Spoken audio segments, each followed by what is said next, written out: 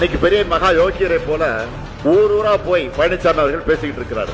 பேசுறாரு கூட நான் சொல்லக்கூடாது, கண்டதே வாந்தி எடுத்துட்டு இருக்காரு. சட்டம் ஒழுங்கை பற்றி வாய்க்கிழியே பேசிட்டு இருக்காருல்ல எதிர்க்கட்சி தலைவர் பழனிசாமி. துப்பாக்கி சூட்டுல 13 பேர் இறந்ததே எனக்கு தெரியாது, நான் இப்பதான் டிவியில பார்த்தேன் அப்படின்னு கொஞ்சம் கூட வெக்கமே இல்லாம பேட்டி அளித்தார்.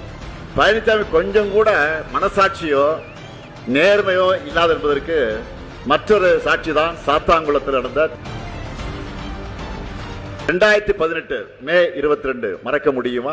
சட்டம் ஒழுங்கை பற்றி வாய்க்கிழியே பேசிட்டு இருக்காருல்ல எதிர்க்கட்சி தலைவர் பழனிசாமி. காவல்துறைக்கு பொறுப்பு வச்சுட்டு துப்பாக்கி சூட்டுல 13 பேர் இறந்ததே எனக்கு தெரியாது, நான் இப்பதான் டிவியில பார்த்தேன் அப்படின்னு கொஞ்சம் கூட வெக்கமே இல்லாம பேட்டி அளிச்சார். இதுதான் அவர் ஆட்சி நடத்திய லட்சணம். பழனிசாமி சொன்ன பொய்களை எல்லாம் நீதியரசர் அருணா ஜெகதீசன் அவர்கள் விசாரிச்சு அறிக்கை கொடுத்தாங்க. அதுல தெளிவா அம்பலமாயிடுச்சு. பழனிசாமிக்கு தெரிஞ்சேதான் அந்த கொலைகள் நடந்திருக்கு.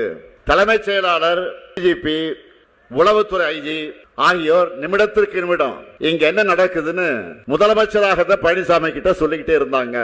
இப்படி பழனிசாமி ஆட்சியில ஸ்டெர்லைட் துப்பாக்கி சூட்ல உயிரிழந்த குடும்பத்தினருக்கு அவங்க கல்வி தகுதிக்கு ஏற்ப பணி நியமன ஆணைகளையும் கூடுதலா 5 லட்சம் ரூபாய் நிவாரண தொகையும் வழங்கியவதான் இந்த ஸ்டாலின் என்பதை நான் சொல்றேன்.